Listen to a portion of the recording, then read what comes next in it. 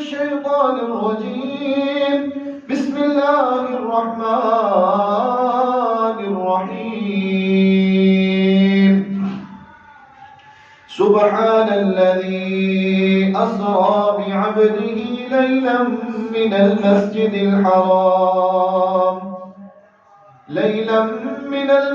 الحرام إلى المسجد الأقصى الذي باركنا حوله لنريه من آياتنا إنه هو السميع البصير. صدق الله مولانا العظيم وصدق رسوله النبي الكريم ونحن على ذلك من الشاهدين والشاكرين والحمد لله رب العالمين. حمد و ثنا، تعریف، تمجید، تقدیس اللہ رب العزت کے لیے جو کائنات کا پالنے والا، خالق، مالک، رازق، داتا، گنج بخش، لجپال، غریب نواز، غوث اعظم، علی کل شیء قدیر ہے. درود و سلام آقا دو جہاں، امام الانبیاء، خطیب الانبیاء، امام اعظم، پیر اعظم، مرشد اعظم، رہبر اعظم، امام کائنات، نبی التوبہ، نبی الرحمہ، بشیر، نذیر، سراج منیر صلی اللہ علیہ وسلم کی ذات اقدس پر ہو. باری تعالیٰ سے دعا ہے کہ اللہ تعالیٰ ہمارا یہاں پر آنا، بیٹھنا، سننا، سنانا اللہ تعالیٰ اپنی بارگاہ کے اندر منظور و مقبول فرمائے اور ہم سب کا ذریعہ نجات کا سبب بنے. اللہ ہم سب کو بار بار حج اور عمرے کی سعادت نصیب فرمائے. اللہ تعالیٰ نے اپنے انبیاء کو بے شمار معجزات عطا فرمائے. قرآن و سنت میں بے شمار دلیلیں اس بات پر دلالت کرتی ہیں کہ اللہ نے انبیاء کو معجزات عطا فرمائے. سیدنا موسیٰ علیہ السلام قرآن مجید میں کئی ایک مقامات پر اللہ نے بیان فرمایا، ان کے معجزات کا تذکرہ کیا جو اللہ نے ان کو عطا کیا. وہ موسیٰ علیہ السلام اللہ نے ان کو معجزہ دیا کہ وہ ایک پتھر سے 12 چشمے نکال دیے.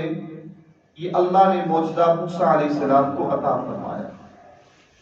موسیٰ علیہ السلام چھڑی پھینکے، ڈنڈا پھینکے تو وہ سانپ بن جائے. یہ معجزہ میرے اللہ نے موسیٰ علیہ السلام کو عطا فرمایا.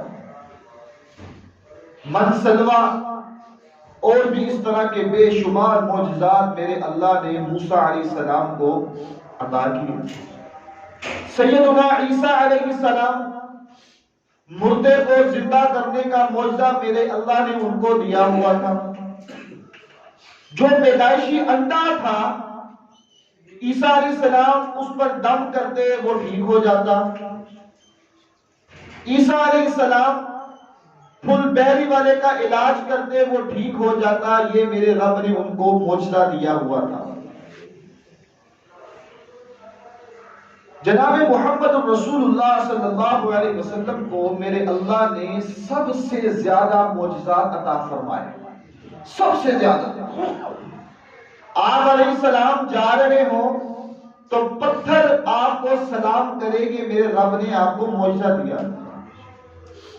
نبی علیہ السلام سفر پر جا رہے ہوں، پانی کا مسئلہ ہو، اللہ پیغمبر علیہ السلام کی انگلیوں سے چشموں کو جاری کرتے. 1500 صحابہ پانی بھی پیے، نہائے بھی اور برتنوں میں پانی بھر بھی لیں. تو یہ معجزہ میرے اللہ نے جناب محمد رسول اللہ صلی اللہ علیہ وسلم کو عطا کیا. پیغمبر علیہ السلام ہاتھ رکھیں ٹوٹی ہوئی ہڈی جو ٹھیک ہو جائے. یہ معجزہ میرے اللہ نے آپ کو عطا فرمایا. پیغمبر علیہ السلام کھجور کے تلے سے دور ہو کر خطبہ ارشاد فرمانے لگے. وہ کھجور کا تنا بچوں کی طرح رو رہا تھا. آپ نے اس کی رونے کی آواز کو سنا. یہ معجزہ کس نے اللہ کو عطا؟ اللہ نے آپ صلی اللہ علیہ وسلم کو عطا فرمایا. جناب محمد رسول اللہ صلی اللہ علیہ وسلم کو میرے اللہ نے بے شمار معجزات عطا فرمائے اور سب سے زیادہ معجزات اللہ نے آپ کو عطا کیے۔ ان سارے معجزات میں سے سب سے بڑا معجزہ جو ہے وہ اسراء اور معراج کا واقعہ ہے۔ یہ معجزہ سارے معجزات سے سب سے بڑھ کر ہے۔ 15واں پارہ پہلی آیت جس میں میرے رب نے اس معجزے کا ذکر کیا۔ یہ معجزہ کب شروع ہوا؟ جب اللہ کے نبی صلی اللہ علیہ وسلم کی پیاری بیوی سیدہ خدیجہ رضی اللہ تعالی عنہا اس دنیا سے رخصت ہوئی۔ آپ کے چچا اس دنیا سے گئے اور طائف والوں نے آپ پر ظلم و ستم کی انتہا کر دی، تو آپ بڑے پریشان تھے، بڑے غمگین تھے، بڑا صدمہ تھا، بڑے ہی پریشان تھے۔ تو میرے رب نے آپ کو اپنے پاس بلا کر یہ سمجھایا کہ زمین والے اگر آپ کی بات نہ بھی سنیں لیکن آسمان والے آپ کا گرم جوشی کے ساتھ استقبال کرتے ہیں۔ اور ایسا ہوا کہ اللہ نے آپ کو معراج کروا کر سب سے بڑا معجزہ عطا فرمایا اور تسلی دی کہ اے محمد صلی اللہ علیہ وسلم پریشان نہیں ہونا، گھبرانا نہیں ہے۔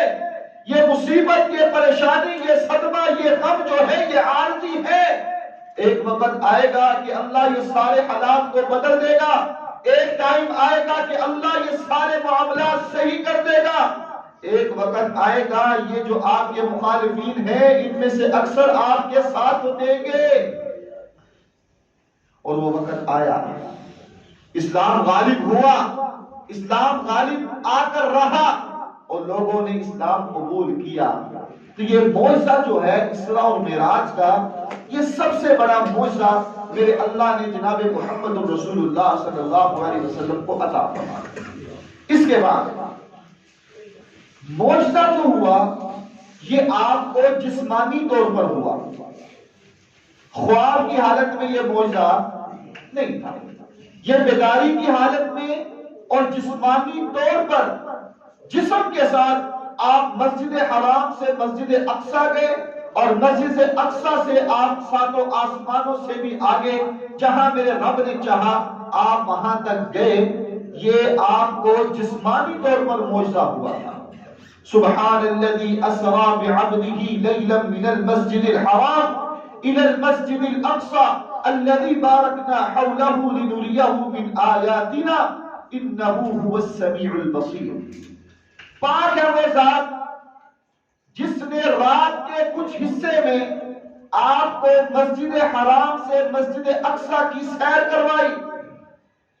الذی بارکنا حولہ، تاکہ اللہ کہتے ہیں کہ ہم نے اس کے ارد گرد کی جگہ کو بابرکت بنا دیا۔ لِنُرِيَهُ مِنْ آیاتنا، تاکہ آپ ہماری نشانیوں کو دیکھ سکیں۔ اِنَّهُ هُوَ السَّمِيعُ الْبَصِيرُ، اللہ سب سے زیادہ سننے والا اور اللہ سب سے زیادہ دیکھنے والا ہے۔ اب اس آیت کا پہلا لفظ سبحان ہے۔ سبحان، جس طرح ہم اکثر کہتے ہیں سبحان اللہ، اس کا معنی کیا ہے کہ اللہ پاک ہے، اللہ پاک ہے۔ سبحان اللہ، عربی زبان میں سبحان کا معنی ہوتا ہے حیرت کا اظہار کرنا، تعجب کا اظہار کرنا۔ یہاں پر لفظ سبحان کا معنی جو ہے وہ حیرت اور تعجب کا اظہار مراد ہے کہ سبحان اللہ تو پاک ہے، کس طرح رات کے کچھ حصے میں اپنے بندے کو مسجد حرام سے مسجد اقصی کی سیر کروا دی۔ تعجب ہے، اظہار ہو رہا ہے، حیرت کے ساتھ اظہار ہو رہا ہے۔ یہ میرے رب نے آپ کو معجزہ عطا فرمایا۔ اب ان معجزات کو دیکھ کر جو بات میں بیان کرنا چاہتا ہوں وہ یہ ہے کہ اگر ہم ان معجزات کو دیکھ کر کہیں کہ یہ اب مشکل کشا ہے، یہ اب حاجت روا ہے، یہ اب عالم الغیب ہو چکے ہیں، یہ نور من نور اللہ ہو چکے ہیں، تو میرے بھائیوں یہ صرف ہماری غلطی ہے، ایسی بات نہیں ہے۔ جو رب عطا کر دے اس کا انکار نہیں ہے۔ عالم الغیب ہمارا رب ہے۔ عیسیٰ علیہ السلام مردوں کو زندہ کر دیتے تھے، اب وہ رب تو نہ ہوئے تھے، یہ تو ہمارے رب کا کام ہے نا کہ مردوں کو زندہ کرنا۔ اب عیسیٰ علیہ السلام وہ مردوں کو زندہ کرتے تھے، اب اس کیا معنی ہے؟ اللہ نے ان کو معجزہ دیا تھا، یہ اللہ کی طرف سے، اللہ کی طرف سے تھا۔ پیغمبر علیہ السلام جب نماز پڑھاتے تو جس طرح آپ آگے سے دیکھ رہے ہوتے تھے اسی طرح آپ پیچھے سے بھی دیکھ رہے ہوتے تھے۔ یہ میرے رب نے آپ کو معجزہ دیا ہوا تھا۔ اب اس بات کو لے کر کہنا کہ آپ عالم الغیب ہیں، آپ حاجت روا ہیں، آپ مشکل کشا ہیں، آپ غوث اعظم ہیں، آپ ہماری بگڑیاں بنانے والے ہیں، آپ نفع و نقصان کے مالک ہیں، تو یہ بات درست نہیں۔ جو ہمارے رب نے آپ کو عطا کیا اس پر ایمان لانا ہمارے ایمان کا حصہ ہے، اس سے بڑھ کر ماننا شریعت ہمیں اس چیز کی اجازت نہیں دیتی۔ جو عطا ہوا اس پر یقین ہے، لیکن ہم اس سے تجاوز کریں ہمیں پھر اپنے ایمان کا جائزہ لینا ہوگا۔ یہ معراج جو ہے یہ آپ کو جسمانی طور پر ہوا، بیداری کی حالت میں ہوا، خواب میں نہیں ہوا۔ اس کی ایک دلیل یہ بھی ہے، اکثر آپ نے سنا ہوگا یا پیغمبر علیہ السلام معراج سے واپس آئے تو آپ پریشان تھے، سوچ میں پڑ گئے کہ اب میں لوگوں کو جب یہ بات بتلاؤں گا تو لوگ میری باتوں کو پتہ نہیں مانتے بھی ہیں کہ نہیں مانتے، میرے مخالفین وہ تو میری مخالفت پر ہے ہی ہیں، جب یہ بات سنیں گے تو وہ تو میرا مذاق اڑائیں گے۔ اور حدیث میں ہے، صحیح روایت ہے، اللہ کے نبی صلی اللہ علیہ وسلم پریشان بیٹھے ہوئے تھے، ابو جہل آیا اور کہنے لگا کہ کوئی نئی خبر ہے؟ آپ فرمانے لگے ہاں نئی خبر ہے۔ کہنے لگا کیا؟ آپ نے فرمایا کہ میں راتوں رات اللہ نے مجھے مسجد حرام سے مسجد اقصی بیت المقدس کی سیر کروائی اور پھر ساتوں آسمان اور اس سے بھی آگے اللہ مجھے لے کر گیا، اور صبح ہونے سے پہلے پہلے میں دوبارہ اپنے بستر پر اپنے گھر میں آ چکا تھا۔ اب ابو جہل جو تھا وہ بڑا مکار انسان تھا، اس نے انکار نہیں کیا، اس نے کہا اگر میں انکار کر دوں تو بس بات یہیں پر ختم ہو جائے گی۔ ابو جہل کہنے لگا آپ نے جو بات ابھی مجھے کی ہے، اگر میں اپنے ساتھیوں کو بلا لوں، اپنے دوستوں کو بلا لوں، اپنے قافلے قبیلے والوں کو بلا لوں تو آپ ان کے سامنے یہ بات کریں گے؟ آپ نے فرمایا ہاں میں کروں گا، مجھے کس چیز کا ڈر ہے۔ وہ فوری گیا اور اپنے ساتھیوں کو، قافلے والوں کو، قبیلے والوں کو لے کر آیا اور کہا یہ دیکھو آج نئی کہانی آ گئی۔ اچھا بتلائیں آپ مجھے کیا کہہ رہے تھے؟ کہنے لگے اللہ کے نبی صلی اللہ علیہ وسلم کے راتوں رات اللہ نے مجھے مسجد حرام سے مسجد اقصی اور پھر ساتوں آسمان اور اس سے بھی آگے سیر کروائی اور مجھے حکم دیا، پیغام ملا، میرے پر وحی نازل ہوئی، ملاقاتیں ہوئی اور اس کے بعد میں واپس آ گیا۔ اب وہاں کے لوگ کچھ آپ کے ماننے والے بھی تھے اور کچھ آپ کے مخالفین بھی تھے۔ اب مخالفین کہنے لگے یہ تو ممکن ہی نہیں ہے، جو سفر مسجد حرام سے مسجد اقصی کا اس وقت کے دور میں 40 راتیں لگتی تھی سفر کرنے میں، صرف ایک سائیڈ کا سفر 40 راتیں اگر بندہ مسلسل سفر کرے تو مسجد حرام سے مسجد اقصی میں پہنچتا ہے، 40 دن جانا اور 40 دن آنا، یعنی تقریباً 3 ماہ کا یہ پیریڈ ہے۔ وہ کہنے لگے یہ کیسے ممکن ہے؟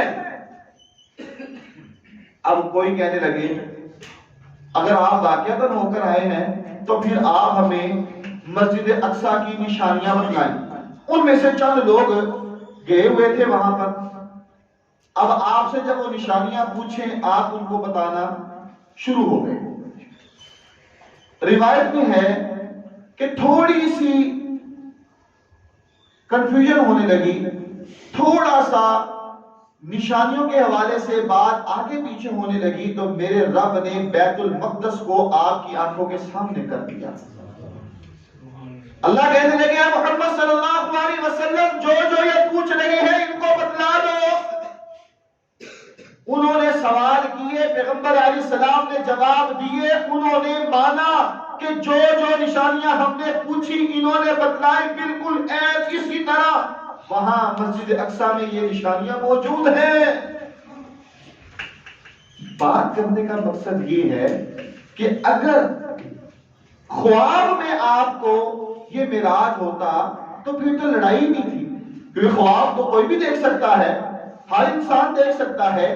اصل مسئلہ کافر بھی جانتے تھے کہ یہ آپ جو بات کر رہے ہیں یہ جسمانی طور پر بیداری کی حالت میں کر رہے ہیں، آپ کہہ رہے ہیں کہ میرے رب نے مجھے جسمانی طور پر بیداری کی حالت میں یہ معراج اور یہ سیر کروائی ہے، تو اس بات سے یہ پتہ چلتا ہے کہ آپ کو یہ معراج جسمانی طور پر ہوا ہے۔ اس کے بعد ہمارے ہاں جو مشہور کیا گیا ہے کہ معراج 27 رجب کو یہ کام ہوا، یہ معجزہ 27 رجب کو ہوا۔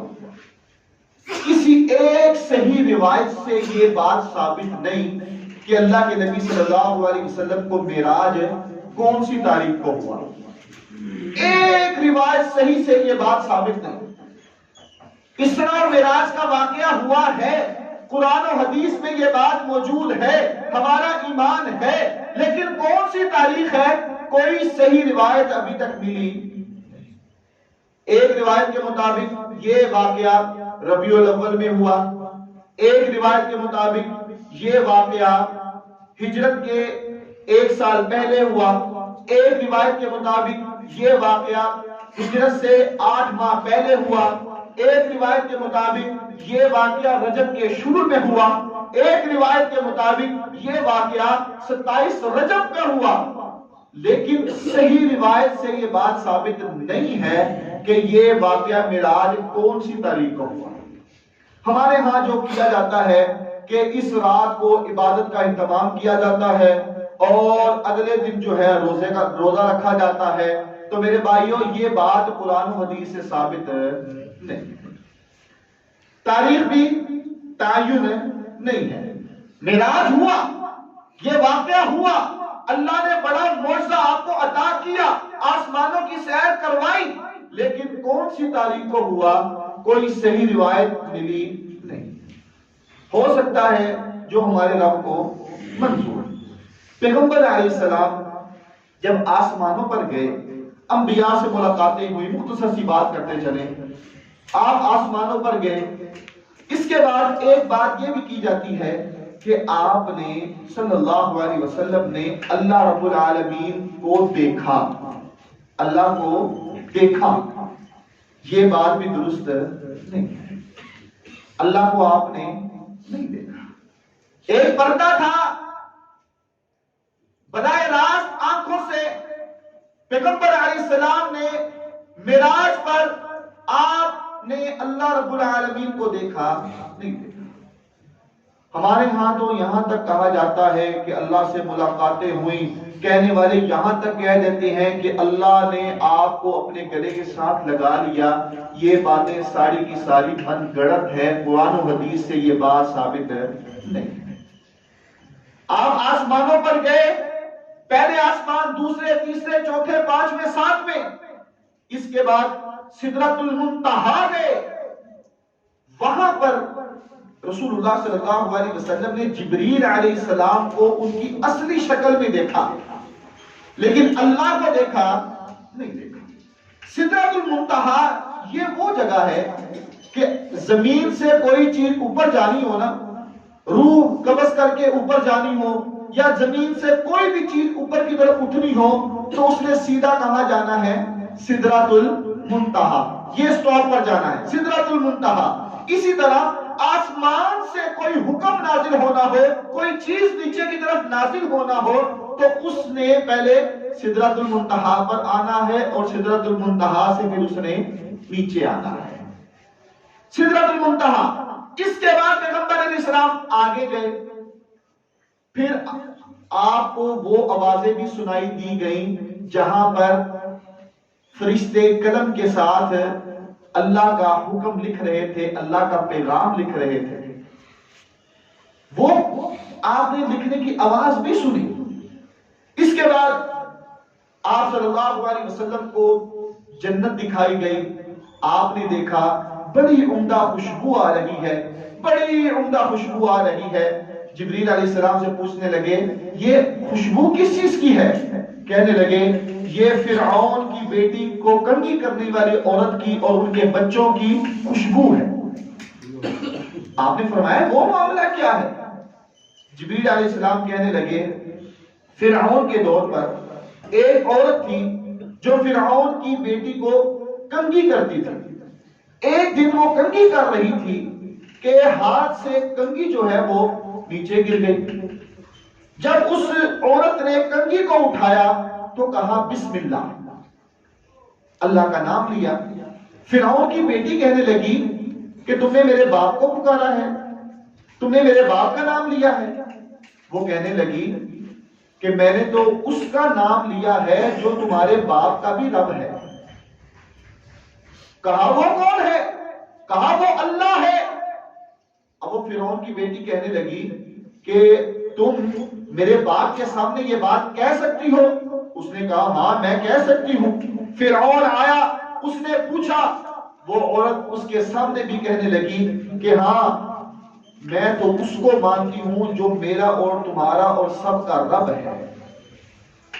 فرعون نے کہا ایک بڑا سا برتن، تانبے کا برتن لے کر آؤ، اس میں تیل ڈالو، اس کو گرم کرو اور اس عورت کو اور ان بچوں سمیت اس کے اندر ڈال دو اور ان کو مار دو، ختم کر دو.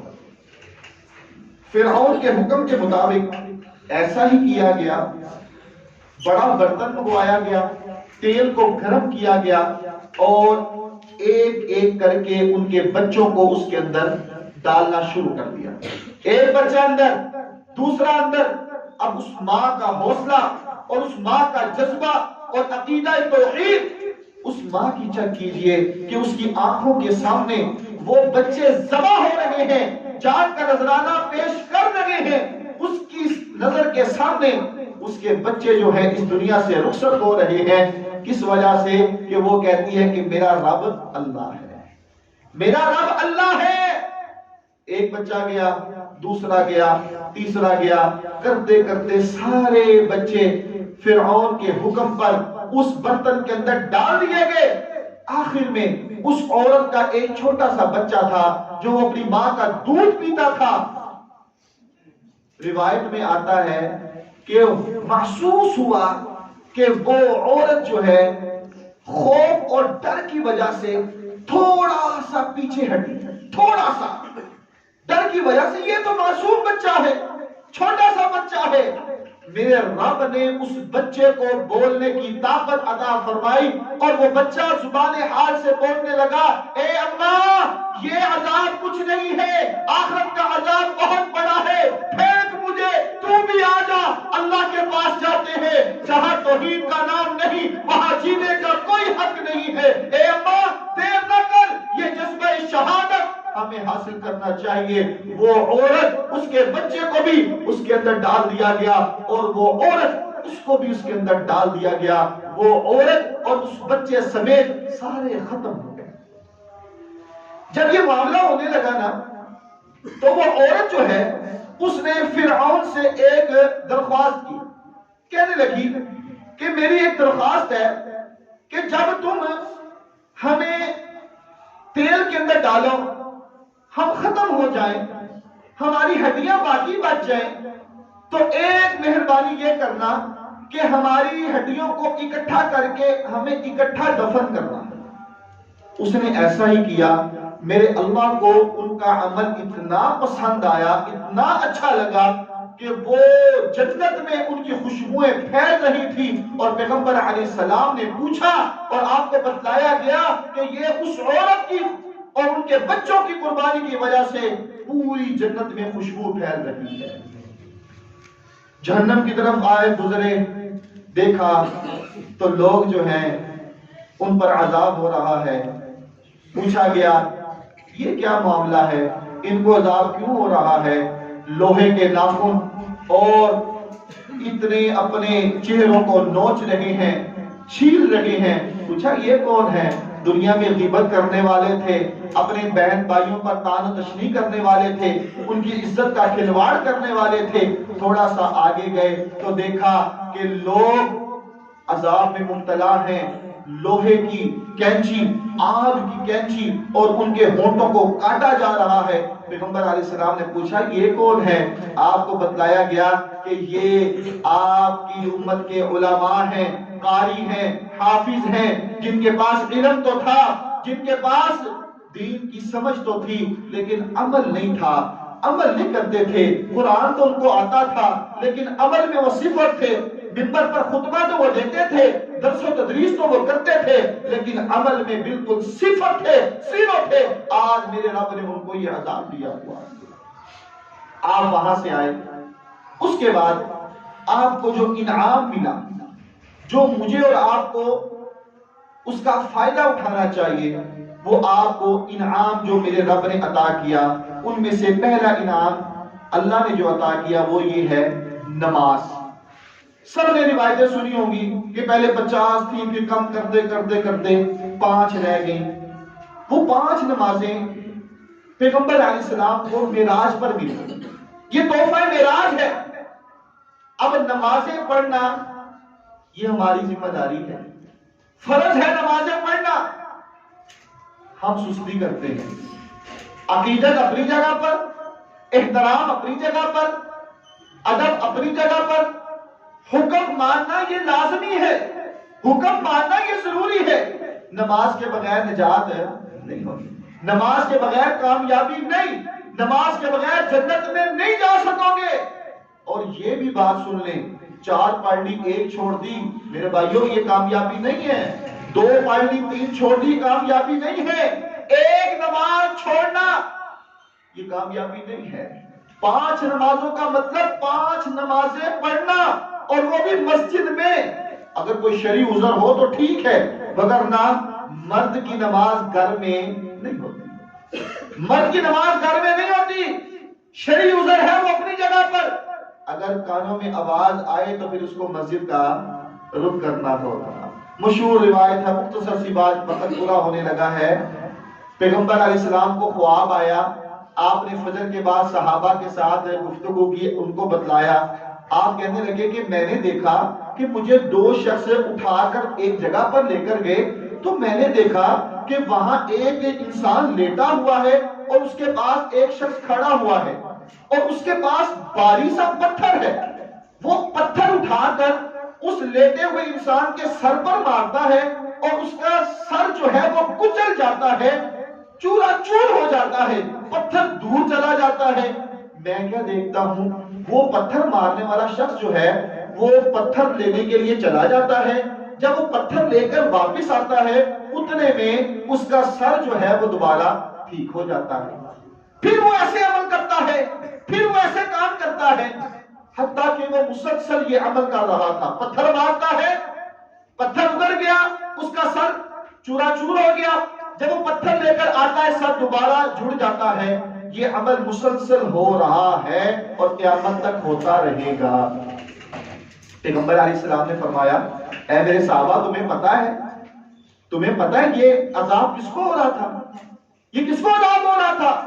صحابہ کہتے ہیں نہیں یا رسول اللہ صلی اللہ علیہ وسلم، ہمیں نہیں پتا۔ آپ نے فرمایا، صحابہ سن لو، یہ وہ لوگ ہیں جو نماز میں سستی کرتے ہیں، یہ وہ لوگ ہیں کہ جب حی علی الصلاۃ حی علی الفلاح کی آواز آئے تو اپنے بستروں پر سوئے رہتے ہیں، یہ وہ لوگ ہیں کہ جب اذان کی آواز ان کے کانوں پر پڑتی ہے تو یہ مسجدوں کا رخ نہیں کرتے۔ میں نے اور آپ نے اپنا جائزہ لینا ہے، میں نے اور آپ نے اپنا محاسبہ کرنا ہے۔ صرف زبان کا اقرار کافی نہیں ہے، عمل عمل عمل۔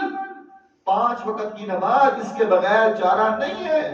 یہ عذاب سن لیں اور دیکھیں کہ ہم تو اس میں ملوث نہیں۔ یہ عذاب مرنے کے بعد شروع ہے اور قیامت تک اس کے بعد تو ہونا ہے جو ہونا ہے، یہ مرنے کے بعد سے یہ عذاب شروع ہے۔ تو پہلا انعام کیا ملا؟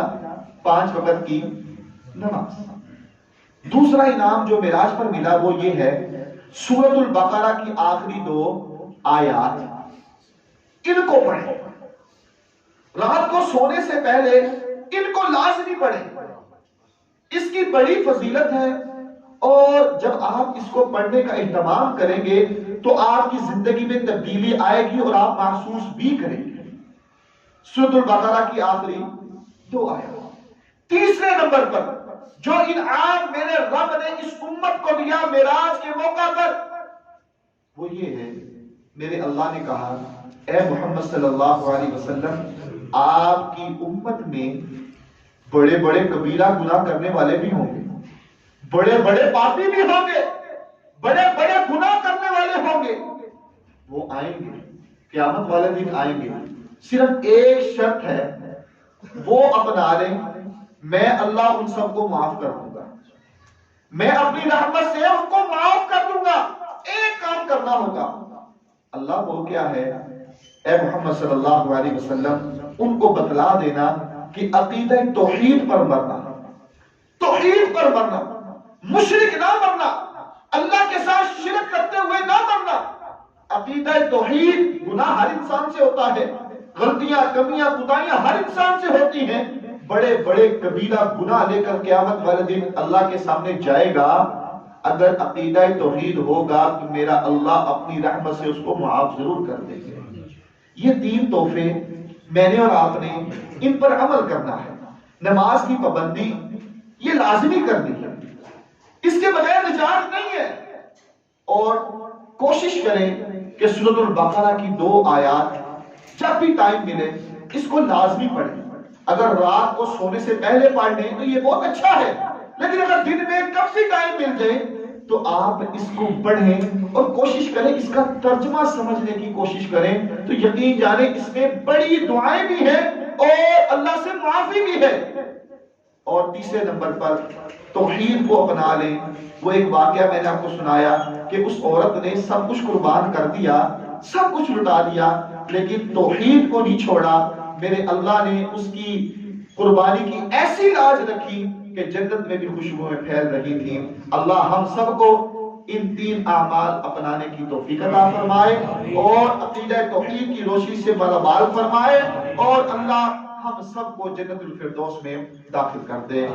باقی دعوانا